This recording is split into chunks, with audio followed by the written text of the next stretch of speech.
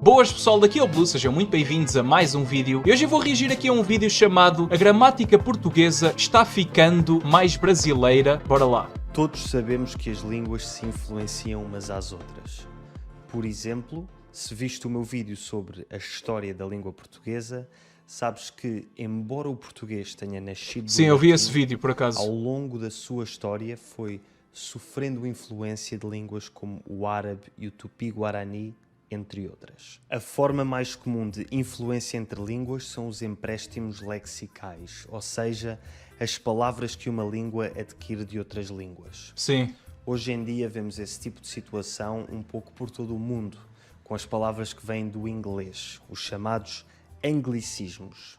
Palavras como software, marketing, benchmark, etc. Mas a influência de uma língua sobre outra... Bem, é assim, o inglês, aqui em Portugal, o inglês tem uma influência enorme no dia-a-dia, ok? Pelo menos nas pessoas mais novas, tipo o pessoal da minha geração e assim. E eu próprio também faço isso várias vezes. Eu aqui no YouTube tento não fazer isso, mas no dia-a-dia eu digo muitas palavras em inglês, às vezes frases inteiras até, porque é do hábito. Tipo, como eu estou muito acostumado a ver muita coisa em inglês, o meu cérebro acaba por misturar tudo, é meio complicado. Às vezes até esqueço-me de como é que se diz certas palavras em português e só sei dizer em inglês. É muito estranho mesmo. Mas eu acho que isso acontece sempre quando as pessoas são bilíngues, ou mais do que bilíngues, né? Poliglotas. Eu acho que isso acontece. O cérebro acaba por confundir às vezes as palavras, mas eu noto que aqui em Portugal, nas pessoas mais novas, isso acontece muito. E também com palavras do Brasil, também acontece bastante, é verdade.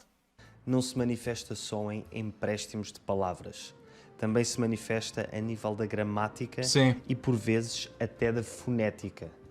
Por exemplo, acredita-se que este R, que R. eu e a maioria dos portugueses pronunciamos como Há pessoas que dizem R, não é? Só que isso é muito estranho. Há pessoas que dizem, sei lá, em vez de recordação, dizem recordação. É muito estranho, mas a maior parte das pessoas hoje em dia já não diz assim, não é? se estivéssemos a engasgar, Uhum. tenha aparecido por influência do francês, algures a partir do século XVIII. Faz E tal sentido. como uma língua pode influenciar outra diferente, também variantes de uma mesma língua se podem influenciar entre si. No vídeo de hoje, vamos ver como é que o português do Brasil está a influenciar o português de Portugal e porquê. Porque é que o Começamos Brasil é tão pelo influente? Porquê é que Ok. o português do Brasil tem tanta influência na forma como falamos em Portugal? Por onde é que começo? O Brasil é o quinto maior país do mundo a nível de área. Exato, é assim, eu vou-me adiantar aqui, eu não sei se ele vai falar sobre isto, mas a internet é um fator incrível, ok? Tipo, eu acho que antes da internet o português brasileiro não era tão comum em Portugal, era mais na música e nas novelas, mas hoje em dia, por causa do YouTube, do Instagram, das redes sociais em geral, as pessoas aqui em Portugal estão muito expostas ao conteúdo do Brasil, porque como o Brasil é o país de língua portuguesa com mais falantes, com mais habitantes, é normal que quando se procura algum conteúdo em português, há uma grande probabilidade desse conteúdo ser do Brasil. Então as pessoas acabam por ficar muito expostas aos conteúdos do Brasil. Isso aí faz todo o sentido, na verdade. E o sétimo maior a nível de população. Dos cerca de 240 milhões de falantes nativos de português que existem no mundo, quase 90% são brasileiros. Pois é. E apenas cerca de 4% são portugueses e os restantes distribuem-se pelos outros países de língua oficial portuguesa. O Brasil é o colosso do mundo lusófono. Exatamente. Disso não há dúvidas. E, portanto, é perfeitamente normal que tenha uma influência cultural desproporcionalmente grande sobre os restantes países de língua portuguesa. Esta influência do Brasil é sentida não só em Portugal, mas em todos os países de língua portuguesa. E também não é um fenómeno novo. Existem imensas palavras de origem brasileira que utilizamos há séculos, como canoa, capoeira, caju, mandioca, carioca, tapioca. Ok, capoeira, por exemplo, eu não sabia, mas mandioca e caju faz sentido. A própria forma da palavra faz lembrar línguas indígenas, Ou não é? maracujá. Maracujá, A sim. verdadeira questão é: porquê é que esta influência linguística do Brasil sobre Portugal se tem tornado tão importante nos últimos anos? Porquê é que só hoje em dia é que se escrevem artigos de jornais alarmistas sobre crianças portuguesas que... Eu lembro-me disto, isto foi uma polémica enorme há uns tempos. O Diário de Notícias, que para quem não sabe é um jornal muito famoso aqui em Portugal, publicou um artigo a dizer que as crianças portuguesas estavam a falar brasileiro. Primeiro que esse brasileiro, isso não existe, não é? É português. Basicamente porque as crianças consumiam muito conteúdo no YouTube, na internet em geral, mas mais no YouTube, de youtubers brasileiros. Mano, isso é normal, tipo, eu não vejo grande problema com isso. Eu acho que é mais um alarmismo do que outra coisa. É basicamente sensacionalismo barato. Mas é verdade que isso de certa forma acontece um pouco, mas é natural, tipo, isso sempre aconteceu com as línguas. O português, desde a sua origem, pelo que eu sei, sempre foi influenciado por imensas línguas diferentes e é normal que agora seja influenciado por uma variante da mesma língua que é mais falada. É normal. A internet fez com que isso acontecesse de forma muito acentuada, mas é a natureza das coisas. Eu acho que não vale a pena estar a tentar lutar contra isso e também não acho que de repente, de um dia para o outro, vamos começar a falar como no Brasil. Isso não é assim que funciona. As coisas não funcionam assim. As pessoas é que são demasiado alarmistas e às vezes só por causa de um caso ou dois de alguma palavra que se começou a usar, as pessoas pensam que isso vai dominar completamente o português europeu. Isso não vai acontecer, ok? Pelo menos não brevemente. Ou não, falam brasileiro? A resposta é simples. Ui. Antigamente tínhamos um enorme oceano a separar o Brasil de Portugal e dos restantes países lusófonos. Mas na última década essa distância foi superada graças à internet. Exatamente, foi o que eu disse. Graças à internet, todos os portugueses estão agora expostos ao português do Brasil de uma forma nunca antes vista. Mas antes de te contar as consequências que isso tem, quero primeiro explicar-te como é que tu podes usar a internet para aprender qualquer língua que queiras, graças ao patrocinador do vídeo de hoje, o italki, ou qualquer outra língua. Eu nasci nos anos 90 e quando eu era criança só se ouvia português brasileiro na ocasional canção que passava na rádio ou na ocasional telenovela que dava na televisão. Pois é. Mas hoje em dia toda a gente tem um smartphone. A primeira vez que eu ouvi sotaque brasileiro provavelmente foi numa novela. Eu acho que foi, provavelmente. Porque era aí, era basicamente nas novelas e nas músicas que se ouvia mais. Ah não, mentira. Eu lembro-me também, porque eu tenho alguns familiares no Brasil, eu lembro-me também de os ouvir falar.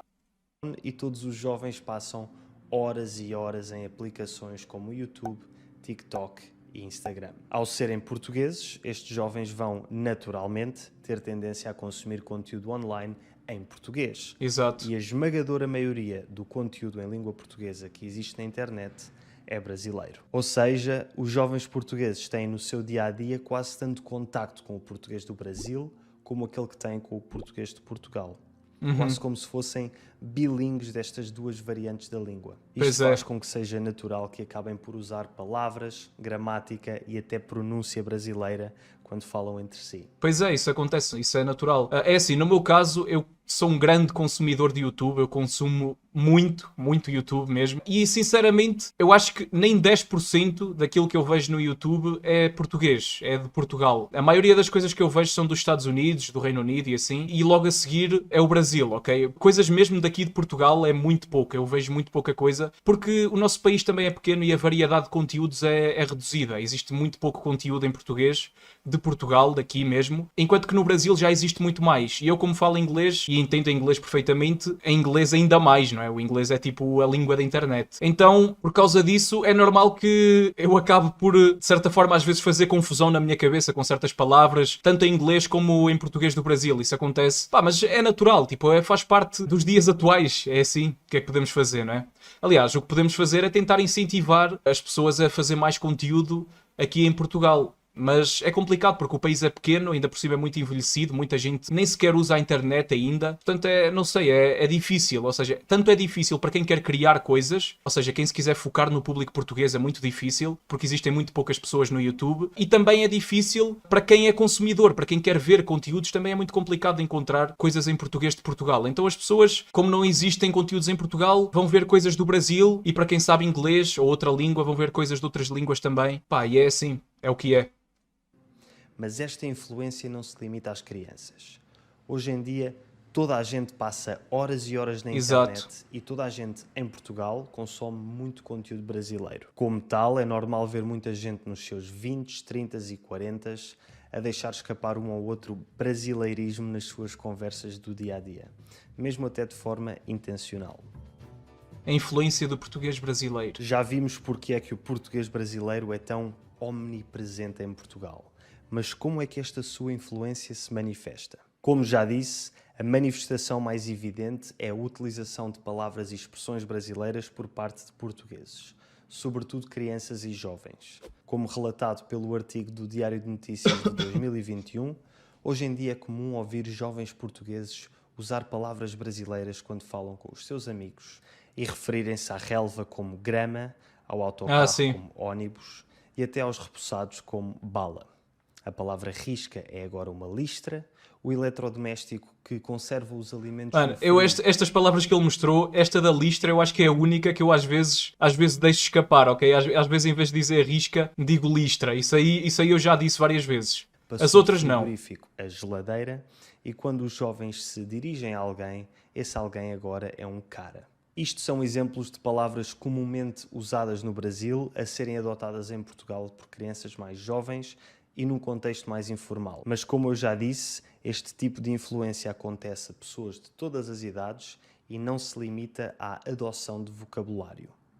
Também a gramática sofre alguma influência brasileira e por vezes há portugueses que dizem coisas como ir num lugar em vez de ir a ou para. Ok, isso aí eu não digo, ok? A mim soa muito estranho na minha cabeça dizer ir num lugar, não, é ir a um lugar. Mas eu já ouvi muita gente a dizer assim, é verdade. É verdade isto, Lugar. Já ouvi. Sou grato em vez de estou grato. Ou estou isto aqui é capaz, eu sou capaz de já ter dito isto várias vezes. Também se sou começa grato, a perder sim. um pouco a mesóclise, que é uma forma gramatical em que o pronome é colocado entre a raiz e a terminação do verbo quando este é conjugado no futuro e no condicional. Ou seja, formas verbais como dir-te-ia e ver-nos-emos são por vezes ditas... Este tipo de palavras, é assim, não são muito fáceis de aplicar no dia-a-dia. É mais fácil ir pela variante brasileira. Diria-te, ou te diria, e veremo-nos ou nos veremos. Pois é. Veremo-nos, eu já disse isto muitas vezes. Aliás, eu acho que digo mais assim do que ver-nos-emos. Isto aqui soa muito a palavra de literatura. Isto aqui é aquele tipo de palavras e expressões que só se vê em livros, quase. É muito difícil dizer isto no dia-a-dia. Não sei, parece que não soa bem. Aqui confesso eu acho que tem a ver com isso, tem a ver com a exposição. Nós ouvimos tanto os brasileiros a dizer de outra forma que depois essa forma já nos soa melhor do que a forma correta daqui, não é? Digamos assim. Isso acontece mesmo. Não sei se isto acontece por influência brasileira ou simplesmente por este tempo verbal ser complicado e, portanto, haver uma tendência a cair em desuso. Eu acho que é por ser complicado. Aliás, já aconteceu com as conjugações verbais na segunda pessoa do plural, o vós. O vós, quase todo Portugal. Falo sobre isso. Já ninguém diz vós, a verdade é essa, já ninguém diz. Vídeo, se te interessar. E tal como o pronome pessoal vós caiu em desuso em Portugal, também os pronomes de complemento indireto lhe, lhes e vos são cada vez menos utilizados. Por exemplo, eu disse-lhe passa muitas vezes a eu disse a ela, ou então eu disse-lhes passa para eu disse a eles. Há quem, em vez de dizer comprei-vos uma prenda, diga comprei uma prenda para vocês. Sim, eu digo isto muitas vezes. Mas também uso o comprei-vos, também uso esse. Uso os dois, basicamente. Eu por mim muitas vezes a dizer com vocês em vez de convosco. Eu também digo muito isso. Porque soa melhor, eu não sei. Eu acho que tem a ver com uma certa complicação que o português de Portugal tem em algumas palavras e as pessoas acabam por dizer da forma mais fácil, que por acaso é a forma brasileira porque ouviram muitas vezes assim, não é? Seria a versão portuguesa. Por exemplo, vou viajar com vocês em vez de vou viajar convosco. E não podemos falar de gramática sem falar do gerúndio. Em Portugal, tirando em certas regiões específicas, como no Alentejo, Algarve e nas Ilhas, muito pouca gente usa o gerúndio depois do verbo estar. Aquilo que em inglês seria I'm doing, para nós é estou a fazer, enquanto que no Brasil é estou fazendo. No entanto, começa-se a ver cada vez mais pessoas usando a forma do gerúndio, sobretudo os jovens que seguem influencers brasileiros. Este gerúndio, que no século XIX se começou a perder em É assim, grande é parte... verdade, eu já ouvi pessoas a usar muito o gerúndio. Eu não consigo, ok? A mim soa muito mal, não consigo. Quando estou a falar português de Portugal normal, não consigo dizer assim. Eu não consigo dizer estou fazendo, soa-me estranho, não sei. Já tem a ver com o meu hábito, a forma como já me acostumei a falar, mas já ouvi pessoas a falar assim também. Portugal parece estar a regressar graças à influência brasileira pela internet. Já sei que este vídeo vai provavelmente atrair muitos portugueses que se vão queixar de que o português está a ser desvirtuado pela forma de falar brasileira e muitos brasileiros que vão dizer que o português brasileiro... É assim, eu sou português e eu não acho de maneira nenhuma que seja desvirtuado ou algo assim, porque é natural, as línguas estão em constante mudança, todos os idiomas são assim, não existem idiomas, pelo menos eu não acho que existam, idiomas que fiquem sempre fiéis e nunca mudem. Os idiomas mudam com o passar dos anos e isso é natural, nós temos que aceitar, porque quem decide a maneira correta de falar não é algum linguista ou algum escritor de dicionários ou qualquer coisa assim, não são essas pessoas que decidem como é que é correto falar. Quem decide isso é o povo, são as pessoas que falam no dia a dia. Portanto, se alguma coisa, alguma expressão se começa a utilizar muito todos os dias, essa passa a ser a expressão correta. É assim que funciona. Portanto, sempre foi assim, sempre será assim. Não vejo porque é que temos que lutar contra isso. Sinceramente, não acho que isso seja necessário. É a forma correta e melhorada da língua portuguesa. Na minha opinião, ambos estão errados. Nem é uma forma melhorada, nem é uma forma má da língua. É simplesmente mais uma forma. É só isso. Nem todas as coisas têm que ser boas e más. É simplesmente mais uma forma da língua. A língua está em constante mudança, como eu disse. É isso. Proponho outra forma de ver as coisas. Existem muitas formas de falar, muitos sotaques e expressões regionais dentro de uma mesma língua, sobretudo uma língua global como o português. Como tal, o melhor que podemos fazer é continuar a aprender mais sobre a nossa própria língua e procurar adaptar a nossa forma de falar de acordo com o contexto em que nos encontramos. Por exemplo, eu falo de uma determinada forma quando estou com os meus amigos, falo de uma forma um pouco diferente num contexto Exatamente. formal e quando falo com brasileiros também falo de forma diferente, tentando adaptar o meu vocabulário para que me entendam melhor. Se fores português ou portuguesa, diz-me nos comentários se já deste por ti a usar expressões ou gramática brasileiras, de forma intencional ou não intencional. Muitas vezes, e normalmente de forma não intencional. Simplesmente acontece. E é isso, faz parte da língua. A história do português brasileiro. Oi pessoal, aqui é a Virgínia. Hoje você vai aprender um pouco sobre a história do português brasileiro. Ok, Como bora lá. a língua portuguesa evoluiu do latim até chegar ao que falamos hoje no Brasil. Vamos falar sobre isso. Vamos então falar um pouco sobre a história da língua portuguesa, como este idioma surgiu, como ele evoluiu do latim ao português moderno, falado nos dias de hoje. A história da língua portuguesa remonta ao século III a.C., quando a Antigo, hein? Século III a.C., mano. Muito, muito tempo atrás. Muito tempo mesmo. Península Ibérica foi colonizada pelos romanos. A língua Pois falada é, a língua portuguesa, tal como o espanhol, o francês, o italiano, o romeno, essas línguas todas vêm todas do latim, não é? Que era a língua que se falava no Império Romano. pelas tropas romanas era o latim vulgar, uma variação coloquial do latim clássico. Antes da chegada dos romanos, muitas línguas de origem proto-indo-europeia eram faladas nessa região.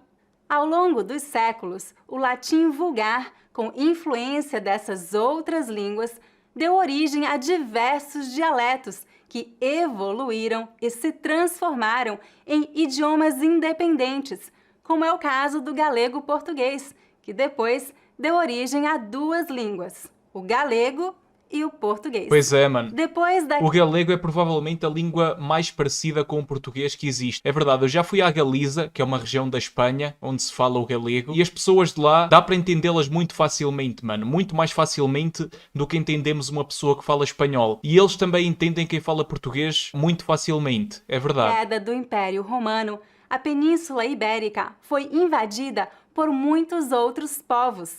Essas invasões tiveram um forte impacto na língua falada na região, que foi incorporando influências linguísticas dos invasores. Pois é. Por exemplo, uma das línguas que mais influenciou a língua portuguesa foi o árabe, porque alguns povos árabes viveram na Península Ibérica. Eu já É verdade, fiz um mano. outro vídeo sobre Eu aprendi sobre isto na escola, mano. Eu lembro-me disto, é verdade. A língua portuguesa foi muito influenciada pelo árabe. Praticamente todas as palavras que começam com AL, com AL, têm origem árabe. Praticamente todas, é verdade. Tipo, sei lá, algoritmo, algarismo, tudo o que começa com AL, ou pelo menos a maior parte das palavras que começam com AL, vem do árabe. É verdade. esse assunto. Vou colocar o link na descrição do vídeo abaixo. Padronização A do português. oficialização do nome do idioma português ocorreu em 1290 com a inauguração da primeira Universidade de Portugal. 1290, ok? Foi quando a língua ficou estabelecida, não é? Muitos anos, mano, muitos anos. O Brasil ainda não existia nesta época e Portugal ainda não era o que é hoje. A Universidade de Coimbra, a língua acadêmica Essa é a universidade mais antiga de Portugal, a Universidade de Coimbra. no país, oficialmente, passou a ser o português. A padronização do português ocorreu no século XVI, com a publicação de obras literárias e gramáticas normativas que estabeleceram regras e padrões para o idioma escrito. Essa padronização contribuiu para a consolidação e disseminação do português como língua oficial em Portugal e nas colônias portuguesas. Pois é. A primeira gramática da língua portuguesa, intitulada Gramática da Linguagem Portuguesa, foi publicada em 1536 pelo padre Fernão de Oliveira. E o famoso livro Os Lusíadas, de Luís de Camões, foi publicado em 1570. Nós na escola, no secundário, acho que o secundário no Brasil é o ensino médio. São basicamente os 3 últimos anos de escola obrigatória que nós temos que fazer. Nós no secundário somos obrigados a estudar os Lusíadas, de Luís de Camões. É basicamente uma das obras, se não a obra mais importante de Portugal. Então toda a gente tem que estudá-la aqui. O português A pelo língua mundo. portuguesa começou a se espalhar para outros países a partir do século XV, durante a chamada Era dos Descobrimentos Portugueses. Hoje, o português é o 6º idioma mais falado no mundo. E segundo o Instituto... 6º idioma, mano. Temos um idioma muito falado no mundo inteiro. E também é muito graças ao Brasil, não é? Porque o Brasil sozinho tem 200 milhões de pessoas. Portanto, é normal que graças ao Brasil a língua portuguesa tem muito mais falantes, não é? Mas também não se pode ignorar os outros países, como Portugal, Angola, Moçambique, Cabo Verde, Guiné-Bissau, São Tomé e Príncipe, Timor-Leste, entre outros, não é? Entre outros. Há muitos países que falam português. Camões é a 4ª língua mais falada como língua materna, ficando atrás apenas do mandarim, inglês e espanhol. Ok. Aproximadamente 260 milhões de pessoas falam português como língua materna. Só no Brasil, são mais de 200 milhões. Ok, então são 200 milhões no Brasil e mais 60 milhões nos outros países, não é? Em Portugal são só 10 milhões, nós somos poucos, infelizmente. Mas é a vida, não é? Às vezes até dá jeito ter um país pequeno, também.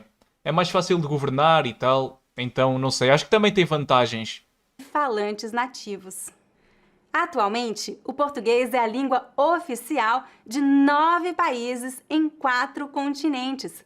Portugal, na Europa, Brasil, na América do Sul, Angola, Cabo Verde, Moçambique, Guiné-Bissau, Guiné Equatorial e São Tomé e Príncipe, na África, e Timor-Leste, na Ásia.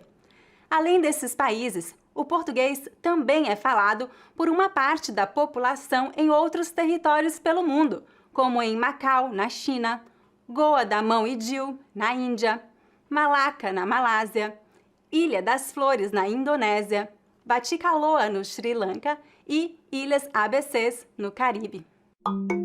Pois é. Vamos agora falar sobre a história da língua portuguesa no Brasil. Ok, aqui começa a parte que eu não sei. Aqui é a parte que eu não conheço, porque até aqui eu basicamente aprendi tudo na escola. Nós somos obrigados a estudar estas coisas aqui em Portugal. Agora, daqui para a frente eu não sei, não é? Porque isto aqui já é específico do Brasil.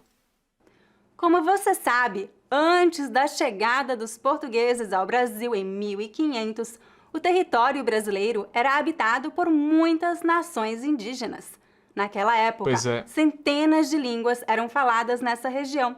E ainda hoje existem muitas línguas indígenas faladas no Brasil. Como era de se esperar, o idioma trazido pelos colonizadores foi enormemente influenciado pelas línguas faladas pelos nativos do chamado Novo Mundo.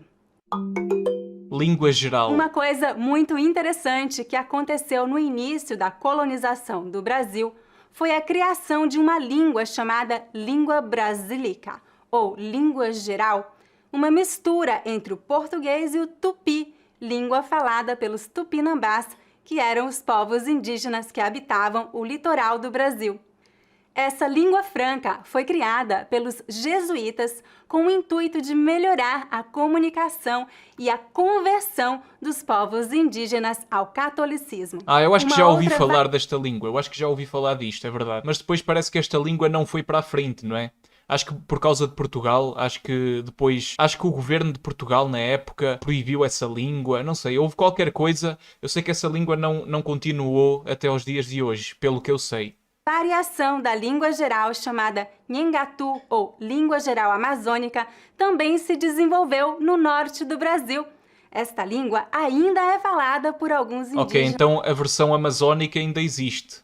até hoje.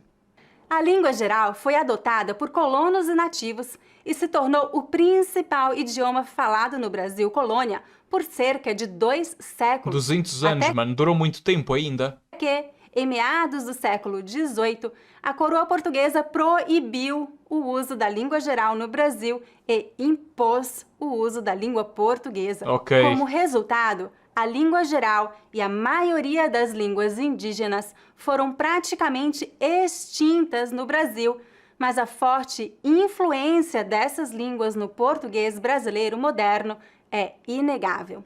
Muitas palavras... Faz sentido. Ok, então mas se a coroa portuguesa na época não tivesse proibido a língua geral, hoje em dia o Brasil falava outra língua completamente diferente, não é? Não ia falar português como fala. Palavras de origem indígena foram incorporadas ao português brasileiro e são muito usadas no dia a dia, especialmente nomes de lugares, como as cidades Caraguatatuba e Pindamonhangaba. Pindamonhangaba. Como é que é, mano? Como é que se diz isto? Pindamonhangaba. Aí, mano, esquece. O Brasil tem umas cidades com uns nomes muito estranhos. Eu não consigo dizer. A sério, é muito difícil. E nomes de plantas e animais, como tamanduá, capivara, cutia, cacau, tapioca, açaí, mandioca, entre muitos outros. Eu já fiz um outro vídeo sobre esse assunto. Vou colocar o link na descrição do vídeo abaixo. Influência africana E é no claro português. que, além da influência de línguas indígenas, o português brasileiro também foi fortemente influenciado por línguas africanas. É verdade, até o português europeu, o português que eu falo, não é? O português de Portugal também teve alguma influência das línguas africanas. Acho que o português do Brasil ainda deve ter tido mais, provavelmente. A partir de 1550, escravos africanos começaram a ser trazidos para o Brasil para trabalharem nas plantações de cana-de-açúcar e, mais tarde, nas minas de ouro. Durante mais de 300 anos, cerca de 4 milhões de africanos foram levados ao Brasil. Obviamente, essas pessoas falavam os seus idiomas nativos, principalmente línguas do grupo Banto, como Kikongo, Kimbundo e Umbundo. A presença significativa dos povos Banto desempenhou um papel fundamental na moldagem da língua portuguesa no Brasil, trazendo uma nova musicalidade, estrutura sintática e introduzindo centenas de novas palavras, como samba, capoeira, berimbau, fofoca, bagunça, muqueca e muitas outras. Eu já fiz um outro vídeo sobre esse assunto, vou colocar o link na descrição do vídeo abaixo. Novas influências Mais tarde, linguísticas. a partir do século XIX, o Brasil começou a receber imigrantes de diversas partes do mundo. Então, naturalmente, a nossa língua foi e continua sendo influenciada todos os dias por imigrantes. Com o passar do tempo, a língua portuguesa falada no Brasil foi se abrasileirando. Hoje, nossa língua abrange uma fascinante diversidade de sotaques, dialetos e regionalismos que variam consideravelmente de uma região para outra, graças às diferentes influências linguísticas que ocorreram em cada lugar. Faz sentido, não é? Faz todo o sentido. É verdade, basicamente acho que o português do Brasil foi-se modificando muito por causa das influências que teve, não é? Porque o Brasil é uma mistura muito grande de culturas e então essas influências foram-se misturando e criaram o português do Brasil, que se tornou muito diferente do português de Portugal, que por sua vez teve outras influências diferentes, não é? Isso é que faz a divisão entre uma língua e outra, não é? Uma língua teve influências e a outra teve outras influências e os sotaques, as variações, diferenciaram-se. Existem vários dialetos locais bem definidos, como o caipirês, o mineirês, o paulistês, o baianês e muitos outros. E alguns deles têm até dicionários próprios. Ok, isso eu não acredita? sabia. Eu não sabia que alguns dialetos do português brasileiro tinham dicionários próprios, mano. Obviamente, a língua portuguesa não evoluiu apenas no Brasil nos últimos séculos. A língua falada hoje em Portugal não é a mesma língua que foi levada ao Brasil em 1500. Claro, não é? É óbvio. Mas, como você deve imaginar, a língua portuguesa tem evoluído de forma diferente em cada país. Hoje em dia, a língua falada no Brasil é consideravelmente diferente da língua falada em Portugal.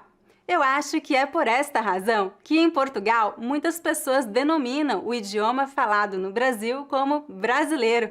E alguns linguistas brasileiros também defendem que falamos brasileiro ou brasileirês. Brasileirês é engraçado, mano.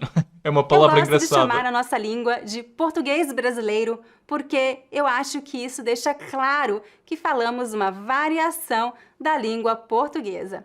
Mas eu não duvido que no futuro nossa língua se separe totalmente do português. Afinal, Talvez isso um dia aconteça, mas também não sei, porque por causa do fenómeno da internet e da globalização, eu acho que cada vez menos vamos ver variações dessas. Eu acho que a tendência vai ser para se aproximar e não para se distinguir. Não sei, mas isso é a minha opinião. Eu também não sei tudo e não sou especialista em línguas, portanto, quem souber mais sobre o assunto, se quiser comentar, dar aqui a opinião, estejam à vontade, ok?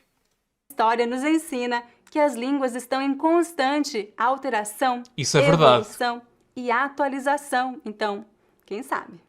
Bom, eu poderia passar horas falando sobre a evolução da língua portuguesa, mas eu vou parar por aqui. Eu não incluí muitos detalhes sobre a história do português neste vídeo, porque é um assunto longo e complexo. Se você quiser adicionar alguma informação, escreva um comentário. É isso, pessoal. E hoje vamos reagir aqui a 8 cidades no Brasil que falam outra língua. E é isso, pessoal. Nós estamos tão acostumados com a nossa língua portuguesa que nem dá para acreditar que no Brasil existem muitas cidades que falam outra língua totalmente diferente do português. É isso mesmo. Em algumas cidades do Brasil, 90% da população fala outra língua. Então, se você quer descobrir quais são esses lugares, continue comigo até o final desse vídeo, porque a última cidade da nossa lista é a mais surpreendente. Mano, isto é uma coisa muito estranha, ok? Porque eu acho que o Brasil é dos únicos países, tal como Portugal, que a grandíssima maioria das pessoas fala português, quase toda a gente. Por exemplo, em Moçambique, em Angola, na Guiné, noutros países de língua portuguesa, o português é utilizado, mas também há outras línguas que são utilizadas para além do português e que são muito utilizadas para além do português. Na Guiné, se eu não me engano, acho que só uma minoria é que fala português, apesar de ser a língua oficial. Por isso é que eu acho que é meio estranho ouvir falar agora disto, porque eu não sabia que no Brasil havia outras línguas. Provavelmente, acredito eu, que sejam línguas minoritárias, talvez algumas línguas indígenas, provavelmente. É o que eu acho. Bora lá ver. Vamos lá ver se é isso mesmo. Pois ela é a única no Brasil que possui 3 línguas oficiais além do português. 3 línguas? Que cidade é essa que tem 3 línguas oficiais para além do português, mano? Tem 4 línguas então, ao todo? Áurea. Áurea. Essa é uma pequena cidade no estado do Rio Grande do Sul que possui apenas 3.401 habitantes. Mano, nunca tinha ouvido falar de uma cidade chamada Áurea. Para mim, Áurea é nome de mulher, mano. Mas ok, é uma cidade muito pequena, portanto acho que é normal eu nunca ter ouvido falar. 3.400 habitantes, é mesmo muito pequena. Então, para a escala do Brasil, ainda mais pequena é. e está a mais de 350 quilômetros de distância da capital Porto Alegre. Em 2022, ela adotou o polonês como a segunda língua oficial sério? da cidade. Inclusive, após essa Mas mudança... porque há assim tanta gente da Polónia nessa cidade? Aqui diz capital polonesa dos brasileiros. Ok. É porque mesmo pelo nome da cidade e tudo, não parece ser uma cidade muito ligada à Polónia. Não sei porque é que isso é assim. Deve ter uma grande quantidade de pessoas da Polónia. Talvez seja isso. De imigrantes. Não é? o idioma passou a ser inserido no currículo escolar do 6º ao 9º ano. Além disso, a cidade disponibiliza aulas de polonês durante a noite para os interessados em aprender. O principal motivo é que 90% dos habitantes são descendentes diretos de poloneses. 90%! Eia, mano! Este aqui podia fazer parte da Polónia. Então, 90% dos habitantes são descendentes de polacos ou de poloneses. Nós aqui em Portugal dizemos polacos, não dizemos poloneses. Mas é a mesma coisa, ok? Só muda a palavra, mas é a mesma coisa. Mas, a sério, 90% é uma quantidade muito grande, realmente. Eu não sei porque é que tanta gente da Polónia imigrou em massa para esta cidade, mano. Não sei, será que esta cidade tem alguma semelhança com o clima da Polónia ou algo assim? Talvez, né? Talvez. Não sei. Isto já sou eu aqui a criar teorias. Não sei se isso é mesmo assim ou não. Afinal, muitas famílias polonesas foram para lá em 1944, devido à Segunda Guerra Mundial. Ah, ok, faz sentido. Foi por causa da Segunda Guerra Mundial. Porque, como vocês sabem, não é? A Polónia foi invadida pela Alemanha na Segunda Guerra Mundial, então faz sentido. Eram refugiados, não é? Que fugiram para o Brasil. Em 7º lugar, Santa Maria de Jetibá. Com 46.523 habitantes, essa é uma cidade no estado do Espírito Santo que está a apenas 85 quilômetros de distância de Vitória, mas que preserva uma língua quase extinta no mundo, que é o pomerano.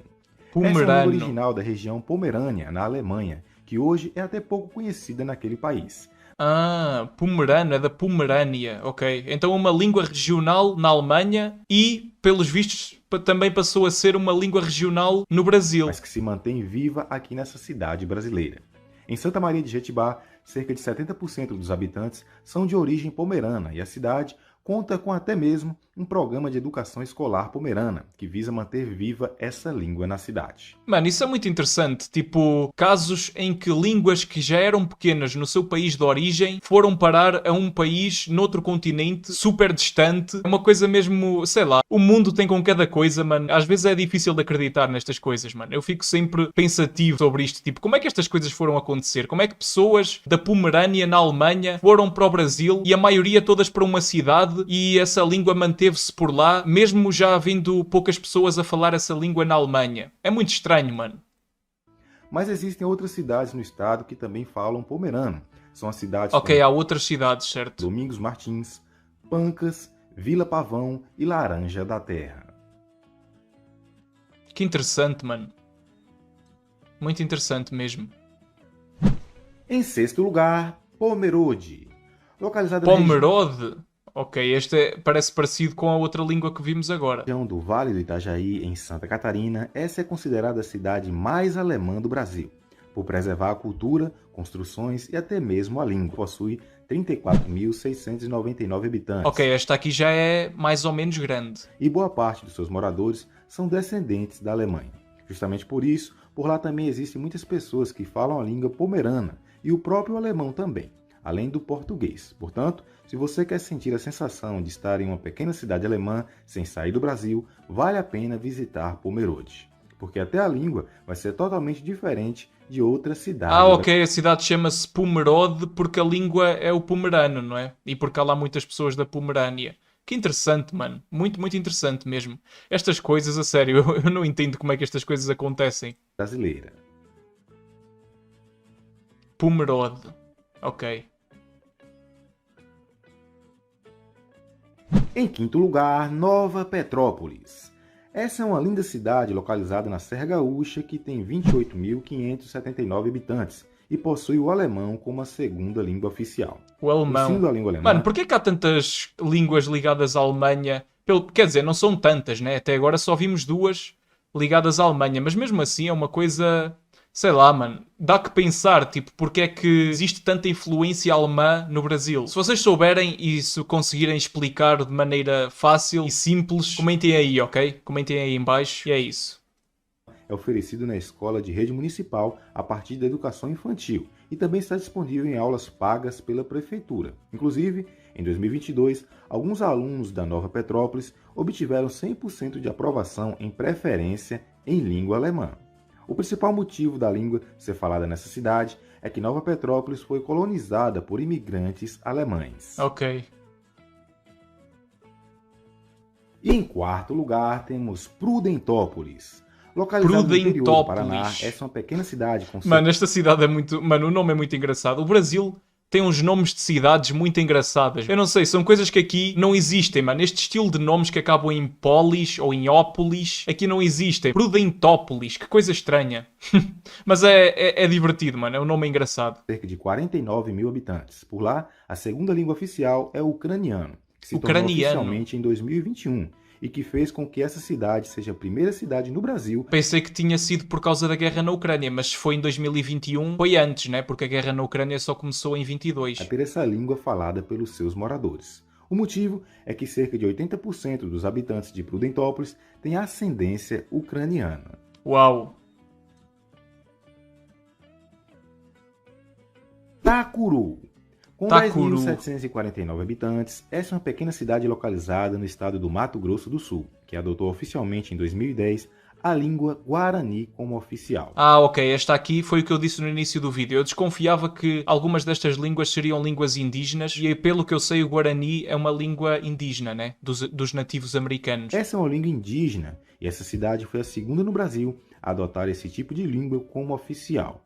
Um dos motivos é que cerca de 30% da população local é indígena e outros 30% certo. são imigrantes do Paraguai ou com ascendência paraguaia. Pois é, eu já tinha ouvido falar que no Paraguai essa língua também é oficial, não é? Junto com o espanhol. E por lá o Guarani já era bastante falado.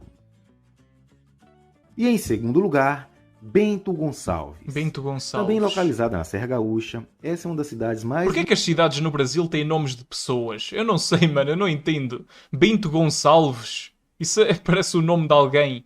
Bonitas da região e que também adotou oficialmente... Provavelmente era mesmo o nome de alguém, não é? Uma outra língua além do português. Como ela foi colonizada por italianos, a cidade possui o Talian como uma segunda língua oficial. Talian? Que é isso? Deixa-me adivinhar. É uma língua minoritária na Itália. Será? Essa é uma língua que chegou ao Brasil há cerca de 150 anos e desde a época passou a ser considerada a língua exclusiva dos ítalos brasileiros. Ítalos. Dessa forma, em 2014, o governo federal reconheceu o Talian como patrimônio cultural no Brasil. E durante esse período... Mano, eu não fazia a mínima ideia que existiam estas línguas.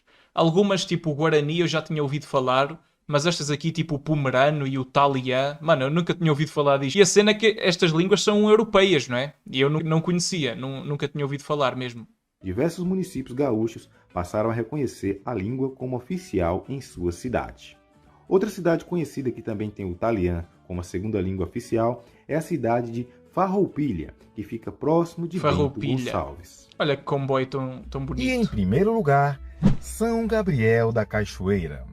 Essa é uma cidade localizada no estado do Amazonas e que é muito difícil de se chegar, pois a única forma de chegar até lá é por avião ou barco. Inclusive... Ok, deve ser por estar muito isolada no meio da floresta, não é? Deve ser difícil construir estradas, deve ser difícil e muito caro, não é? Construir estradas no meio do mato, no meio da floresta.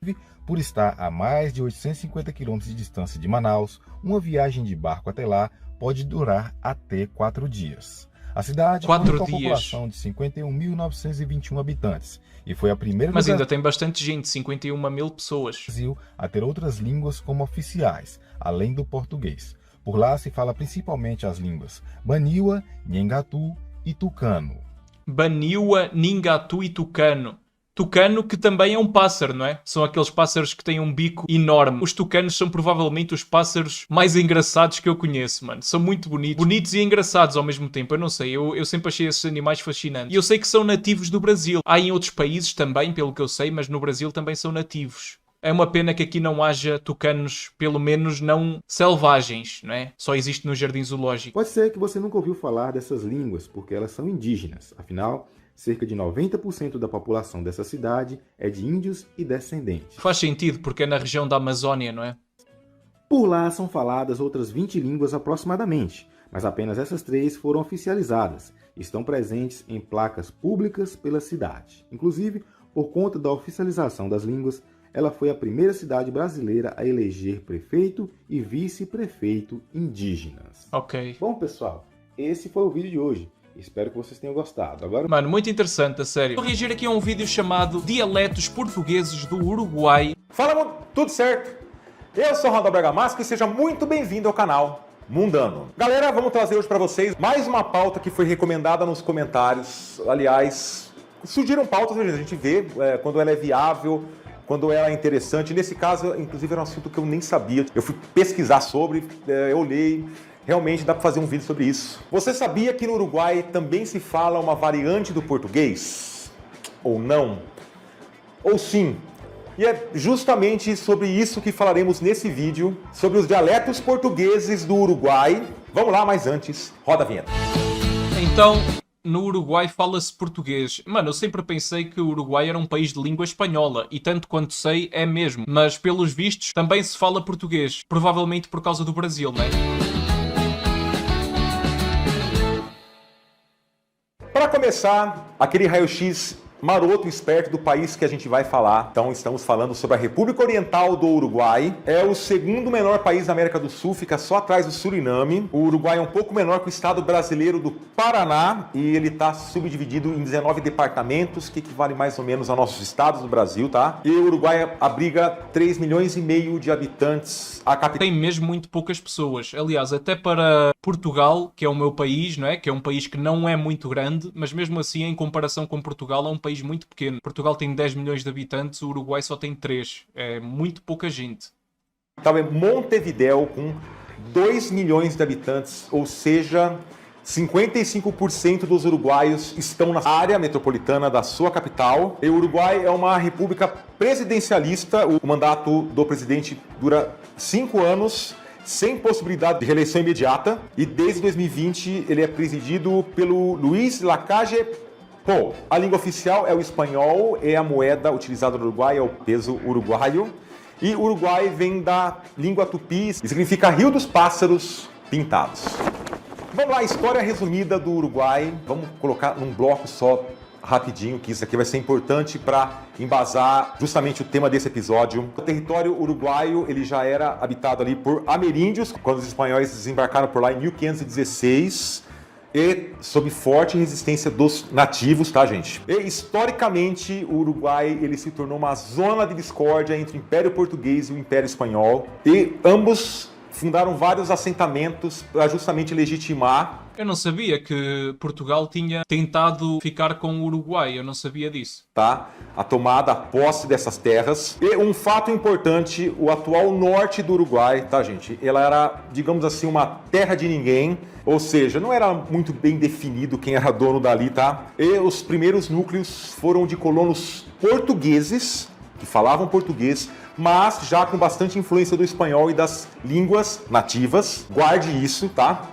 E entre 1825 e 1828, o Império Brasileiro e as Províncias Unidas do Rio da Prata, que é a atual Argentina, eles travaram uma guerra aí pela posse da província Cisplatina, tá? Que era uma província brasileira e tinha esse nome, Cisplatina.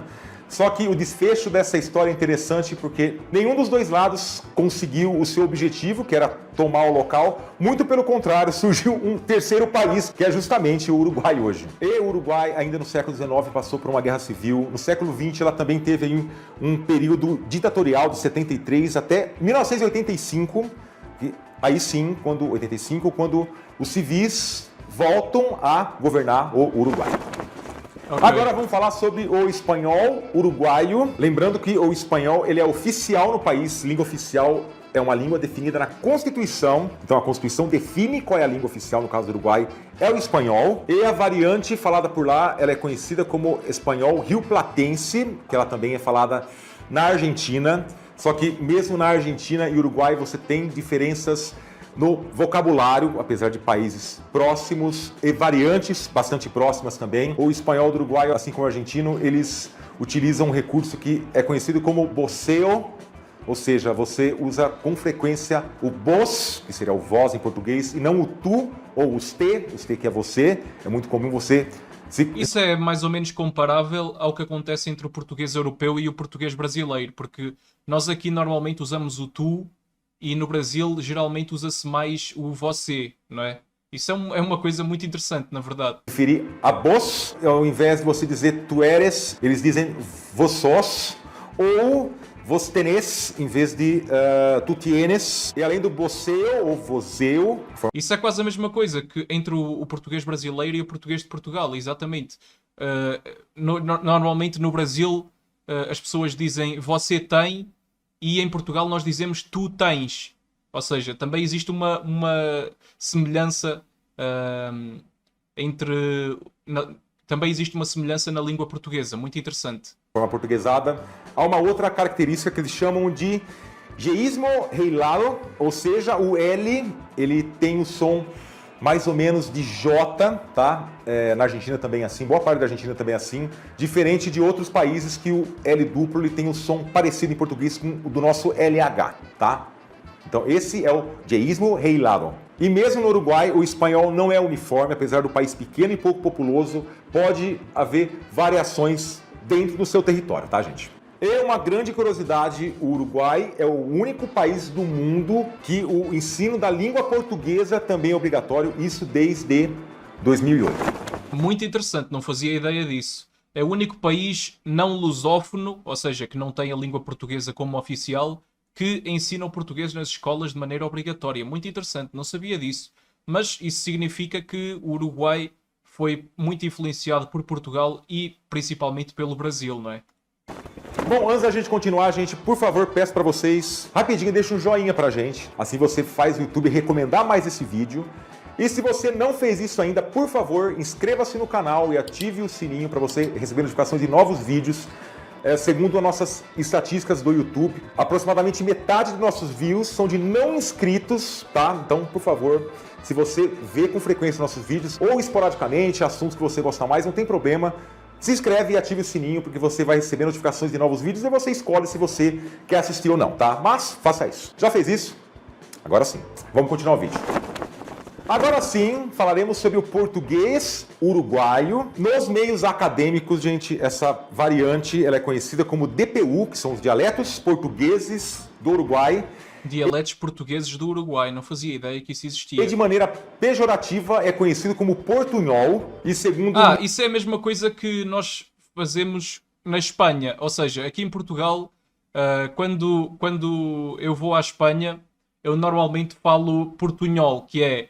Basicamente eu falo português com sotaque espanhol para ser mais fácil os espanhóis entenderem o que eu digo.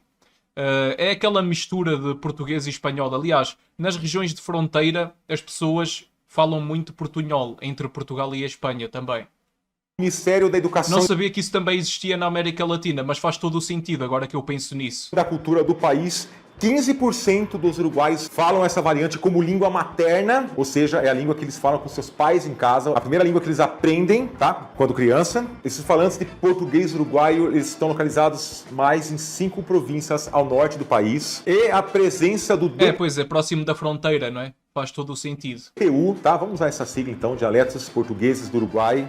Ela foi documentada pela primeira vez por um linguista, o José Pedro Ronan, que ele pesquisava o espanhol do norte do país, e ele relatou que a língua que era falada na fronteira com o Brasil, ou próximo da fronteira com o Brasil, era uma mescla de português e espanhol, que nem todo falante nativo de espanhol ou falante nativo de português conseguia entender. Tinha total compreensão dessa variante, e ele notou que quando você adentra mais ao território uruguaio, há outras variações, o DPU também tem outras variações do próprio Uruguai, tá? Só que aí sim, um outro linguista, o Adolfo Elisaisin, também uruguaio, ele nomeou essa variante justamente de dialetos portugueses do Uruguai, o DPU, mesmo que não tenha um consenso geral entre linguistas dessa denominação, tá, gente? E mesmo não sendo tratado diretamente como um dialeto da língua portuguesa.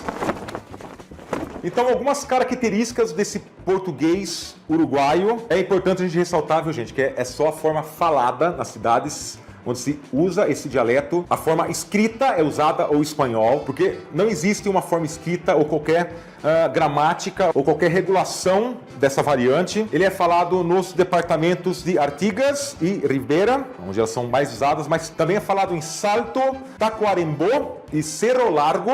E eu separei algumas palavras aqui do DPU, logicamente é a forma falada escrita, tá? A gente está escrevendo como eles falam em relação ao português e espanhol. Por exemplo, no português uruguaio, no DPU, eles usam a palavra papa, que em português é batata, em espanhol também é papa. Em DPU, essa é a palavra peixe, que parece mais com peixe em português e é pez em espanhol. Cisco em DPU, que em português é lixo, em espanhol é basura. Olho em DPU, que é olho em português e ojo em espanhol. É interessante porque é mesmo uma mistura das duas línguas. Muito interessante. As palavras basicamente são misturadas entre as duas línguas. Pel em DPU, que é pele em português e piel em espanhol. Veia em DPU, que é velha em português ou vieja em espanhol. E brasileiro, que é brasileiro em português e brasileño em espanhol. E para a gente fechar, vamos falar aqui sobre a Fronteira da Paz, La Frontera de la Paz, que é um trecho da divisa do Brasil e Uruguai entre as cidades de Rivera, que fica no Uruguai, e Santana do Livramento, que fica no estado do Rio Grande do Sul, aqui no Brasil. E esse principal símbolo é uma praça internacional, tá, gente? É a única praça binacional do mundo. A divisa ela passa no meio, então uma parte do Brasil, outra parte é do Uruguai. Ela... Muito interessante, é uma praça que pertence aos dois países, está dividida. Foi inaugurada em 1943, em plena Segunda Guerra Mundial. Nessas cidades é muito comum, numa mesma família, você ter brasileiros e uruguaios, ou pessoas com dupla nacionalidade, e há pessoas que moram do lado e trabalham do outro lado, e é comum as pessoas falarem em espanhol e a outra responder em português, ou vice-versa. E além, lógico, da presença aí do DPU, que aquela versão, aquela variante é conhecida como riverdense ou portunhol de Rivera, que é uma variante que quase todos entendem dos dois lados. Então, tá aqui uma curiosidade para vocês, um pouquinho aí sobre o DPU, os dialetos portugueses do Uruguai. E chega ao fim mais um vídeo do Mundano. Eu gostaria muito de agradecer se você chegou até aqui. Mano, muito interessante este vídeo. Hoje eu decidi ler aqui umas frases com sotaque brasileiro, umas frases típicas do Brasil, e é isso. Se ainda não são membros aqui do canal, já sabem, se quiserem e se puderem dar uma força, cliquem no botão Seja Membro e vejam aí os benefícios. E se me quiserem seguir nas redes sociais, está tudo aí no primeiro comentário fixado. E hoje eu decidi ler aqui, como eu já disse antes da intro, frases brasileiras, ou digamos que expressões brasileiras, e eu vou tentar imitar tanto quanto sei o sotaque do Brasil. Eu sei que não existe apenas um sotaque do Brasil, eu sei que isso depende de região para região, mas eu vou tentar imitar o melhor que eu conseguir dentro daquilo que eu ouço, porque, como vocês sabem, eu consumo muito YouTube brasileiro, eu vejo muitos vídeos de youtubers brasileiros, portanto eu tenho algum conhecimento, digamos assim, de como é que os brasileiros falam, para não falar que eu também conheço algumas pessoas brasileiras pessoalmente, então eu acho que consigo imitar mais ou menos o sotaque brasileiro.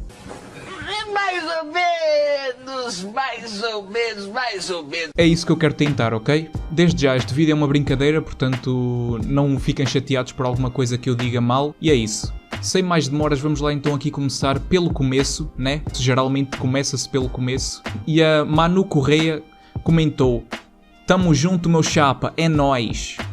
Isto, se fosse em português de Portugal, seria tipo: "Tamo juntos, meu chapa, é nós." Se fosse tipo com sotaque português, mas supostamente é: "Tamo junto, meu chapa, é nóis." É nóis, né? O que é que vocês acham? Digam aí. Eu não sei imitar isto, ok? Eu vou tentar o melhor que eu conseguir, mas não prometo nada. Vamos lá. O Daniel2 comentou: "Tamo junto, pai. Aqui é nós na fita. Aqui é nós na fita, mano. Tamo junto aí, tá ligado qual é que é o bagulho? Muito doido aí, mano. A gente está tentando imitar sotaque brasileiro. Eu não sei se eu tô conseguindo, mas eu tô tentando. E isso que importa, né? Eu não sei o que é que eu tô a dizer, a sério." Reinaldo Ramos comentou: "Suave na nave, meu parceiro. Suavão aí na massa, mano." Tamo aí fazendo vídeo pro YouTube, cara. Máximo respeito a toda a gente aí, mano. O Lucas Souza comentou: "Ô cabra safado, vou lhe sentar se..." Difícil esta. "Ô cabra safado, vou lhe sentar chibata." Mano, como é que é isto? Pera. "Ô cabra safado, vou lhe sentar chibata."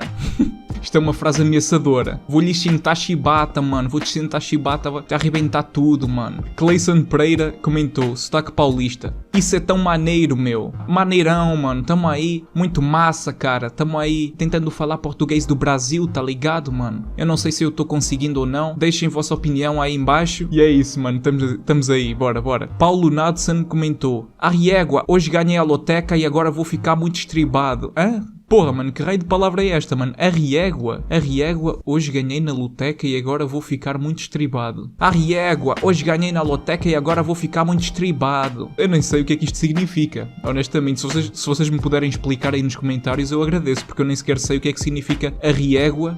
E também não sei o que significa estribado. Que raio de palavras são estas, mano? O Mix Ibero-Americano comentou. Se aveste não, se sente. Se aconchegue, homem. O que é aveste? Aveste deve ser tipo envergonhar, tipo não te envergonhes, sinta-te, aconchega-te. Eu acho que em português de Portugal seria isso. O Imagine comentou. Eu quero ver você usar o gerúndio.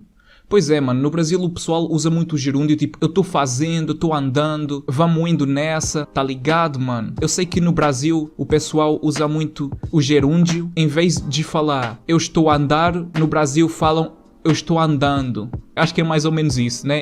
Gabriel Kuhn Ostroga. Bah, assim complica, tchê. KKKK.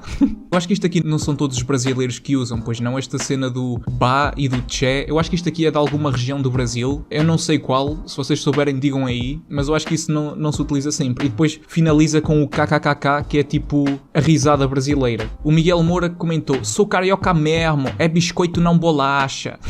Não, mano, eu discordo. Eu acho que, na verdade, é bolacha, não é biscoito. Sou carioca mesmo. Eu acho que no Rio de Janeiro os cariocas dizem, tipo, em vez de dizerem porta, eles dizem porta, não é? Eu acho que é isso. Sou carioca mesmo, é biscoito, não bolacha. O Servo Cristão comentou. Oxente, vice? Isto é de Pernambuco, ok. Oxente, vice? Acho que é isso. E o Y Luffy comentou pão. Eu não sei como é que se diz pão no Brasil, mas eu suspeito que também seja pão. Eu acho que isso aí é universal. Em qualquer país lusófono, qualquer país de língua portuguesa, é sempre pão. Eu acho que não há sotaques diferentes. Acho que é sempre pão em todo lado. Portanto, é isso. Pão. E chegamos ao fim, parece que não temos mais. Eu não sei que raio de vídeo foi este, honestamente. Eu tive esta ideia do nada e resolvi fazer este vídeo. Eu não sei se isto vai ficar bom, eu não sei se vocês vão ter interesse em ver isto. Mas se vocês gostarem e quiserem, sei lá, uma segunda parte ou algo assim, comentem aí e deixem um like e eu posso fazer, como é óbvio, posso trazer aqui. Espero que vocês tenham gostado, ok? Foi uma tentativa claramente falhada de tentar imitar o sotaque brasileiro ou o português do Brasil, digamos assim. Apesar de eu consumir muito conteúdo do Brasil, de falar com pessoas brasileiras, para mim é sempre meio complicado. Eu dou o meu melhor, mas... enfim, não sei se fica muito natural. Digam aí o que é que vocês acharam, pessoal. A maior parte do pessoal é do Brasil, portanto, digam aí o que é que vocês acharam. Acharam que ficou bom? Acharam que não? Enfim, é isso que eu quero saber. Então, acho que é isso, né? E hoje vou reagir aqui a um vídeo chamado O Português Brasileiro é uma Língua Própria? Sejam bem-vindos ao Movimento 140. Nesta semana, nós vamos responder a pergunta. Afinal, o português brasileiro é uma língua própria? Será? Para mais conteúdos como esse, se inscreva no canal e curta o vídeo. Você também pode deixar suas sugestões ou dúvidas sobre a língua portuguesa aqui nos comentários. Todos os artigos científicos e livros usados para a elaboração desse vídeo estarão também na descrição do vídeo. Eu não pretendia fazer esse vídeo agora, mas senti que era necessário abordar essa questão por conta dos comentários que vocês deixaram nesse vídeo aqui. Se você ainda não viu, clique aqui para entender toda a história. Esse assunto é bem complexo, então é importante que você veja o vídeo até o final para entender como um todo. Ok, eu vou ver até o final. Chamar o português brasileiro só de brasileiro, como se fosse uma língua diferente do que é falado em Portugal? Essa questão é sim levantada por alguns linguistas, especificamente brasileiros, e está longe de ser um consenso. Aliás, para responder essa pergunta, nós teríamos que saber quais são os critérios que definem uma língua. Em outras palavras, o que diferencia uma língua da outra? O que faz o português diferente do castelhano, do francês, do italiano, etc. Algumas pessoas podem pensar que basta ter a intercompreensão, ou seja, que os falantes entendam o que os outros falantes falam dentro de uma comunidade linguística. Exato, isso aí eu acho que não é bem verdade, porque, por exemplo, eu entendo quase tudo o que os espanhóis dizem, mas eu não consigo falar espanhol. Ou seja, eu acho que há uma diferença entre o facto de nós conseguirmos compreender aquilo que as pessoas dizem, e o facto de ser a mesma língua. Isso é verdade, ok? Isso aí tem razão, porque intercompreensão não é o único requisito, né? Porque se fosse assim, o português e o espanhol seriam apenas uma língua, porque as pessoas que falam espanhol, eu consigo entendê-las. Quase tudo, tirando com exceção de algumas palavras, mas a grande maioria das coisas que os falantes de espanhol dizem, eu consigo entender. E isso não faz com que o português e o espanhol sejam a mesma língua, porque, por exemplo, eu não sou capaz de falar espanhol.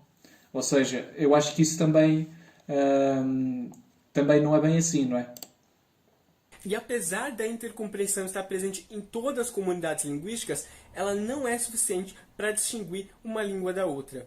Eu vou usar muitas vezes o espanhol ou castelhano como exemplo, porque ele é bem didático. E eu acho que ninguém questiona se o português e o espanhol são a mesma língua. A maior parte claramente não são.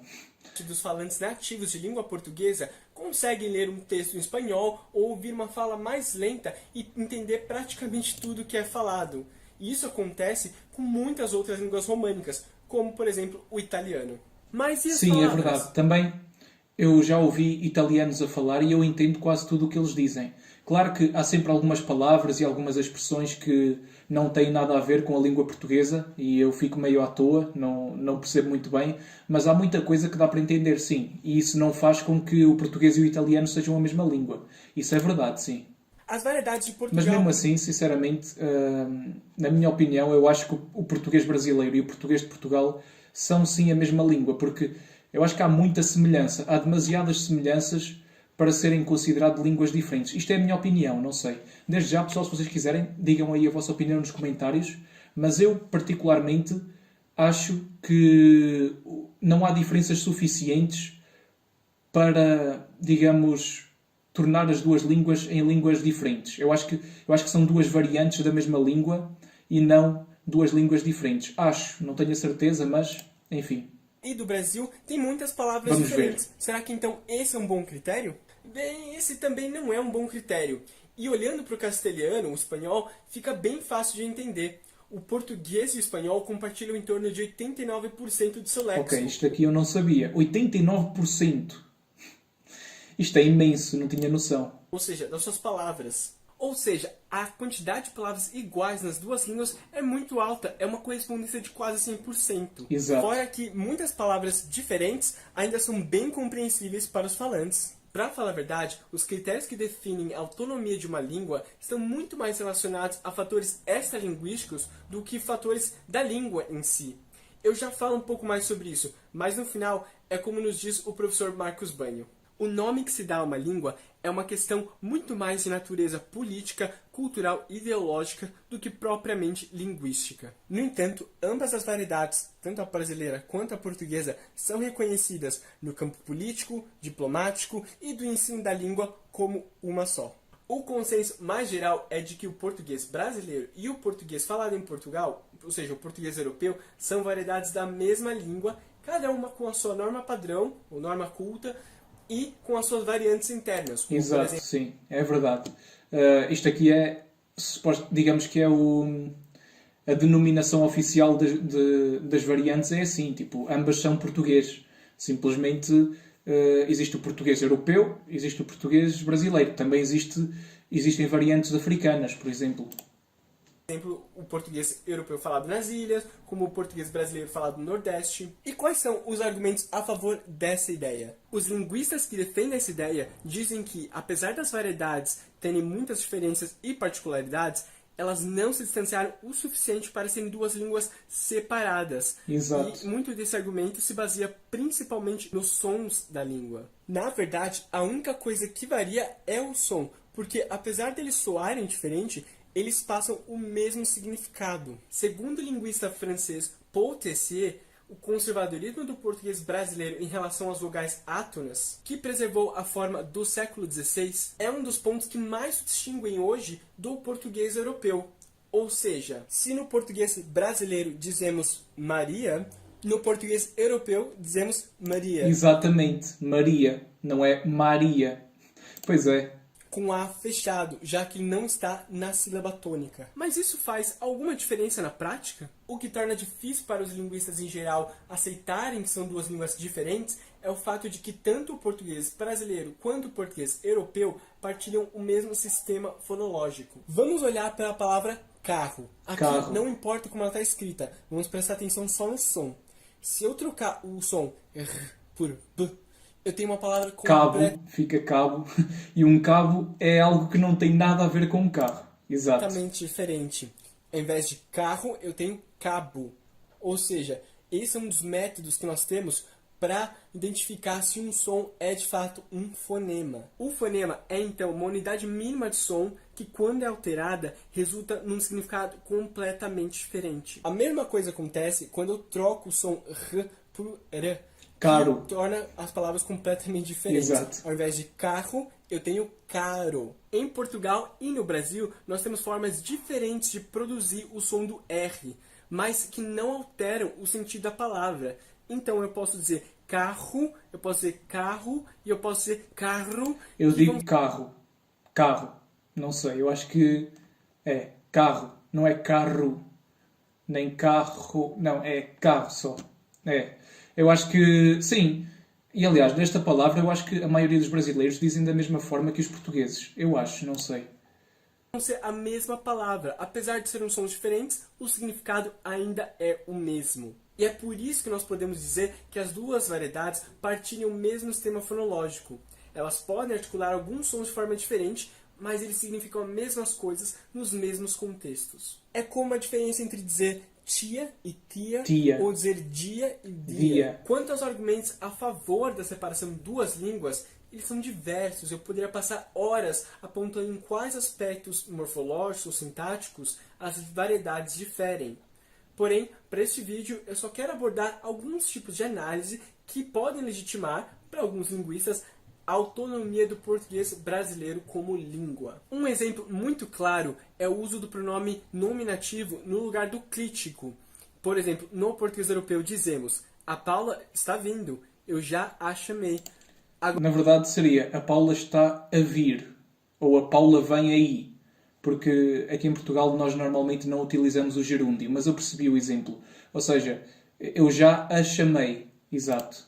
No português brasileiro oral, quase sempre dizemos: a Paula já está vindo, eu já chamei ela. Eu já chamei ela, exato. Aqui nós não dizemos assim, nós dizemos: eu já a chamei.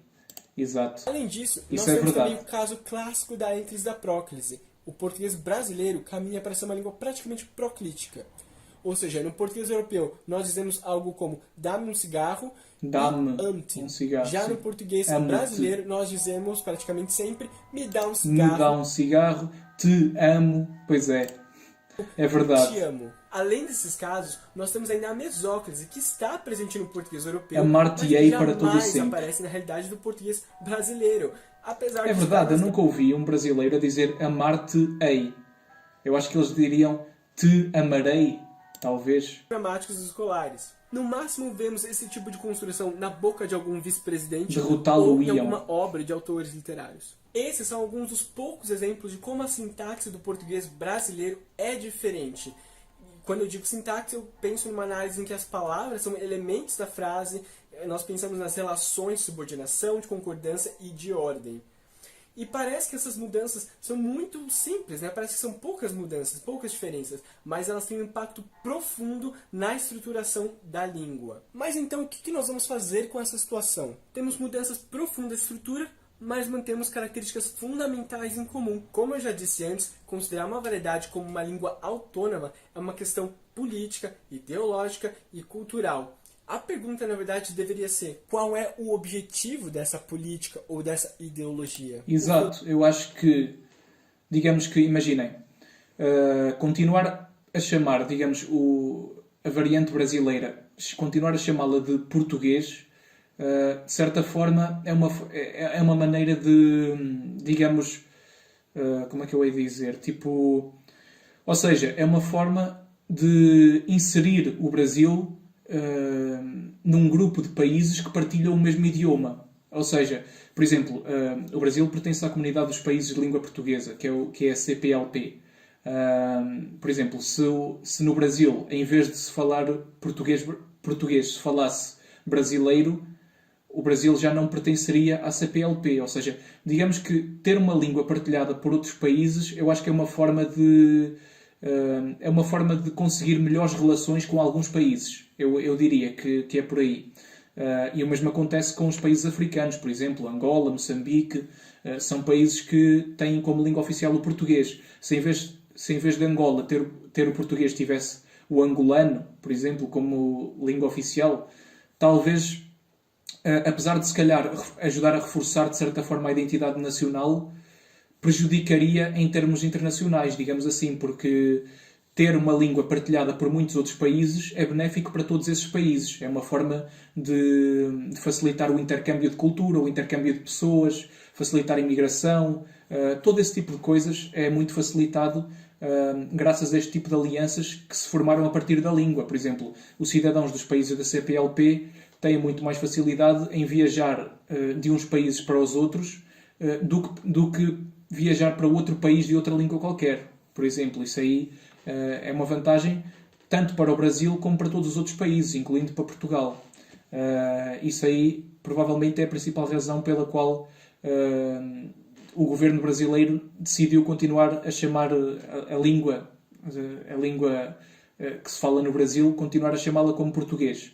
Para não falar que as diferenças, na minha opinião, não são assim tão significativas ao ponto de chamá-las línguas diferentes, diria eu, não sei. O filólogo Antônio Ruais, sim, o cara do dicionário, propôs o seguinte dilema sobre o ensino da língua portuguesa no Brasil. Ou fazemos da língua natural, vernácula, aquela que aprendemos desde criança como língua materna, a língua de alfabetização, que vai reger todo o universo linguístico de uma comunidade de fala, ou fazemos dessa língua natural, com esse estatuto de instrumento de alfabetização, uma ponte para uma língua de cultura. Exatamente. Ou seja, para um português mais global, mais padrão, que é aprendido durante a fase escolar. Ruais sinaliza para a segunda opção porque ela dá mais possibilidades comunicativas entre as diferentes comunidades de fala, como por exemplo a comunidade de Portugal, a comunidade de Angola, etc. O que os colegas portugueses talvez não saibam sobre o ensino da língua portuguesa no Brasil, e o motivo dos brasileiros falarem tanto sobre isso, é que o modelo de norma padrão ensinado como forma privilegiada durante a alfabetização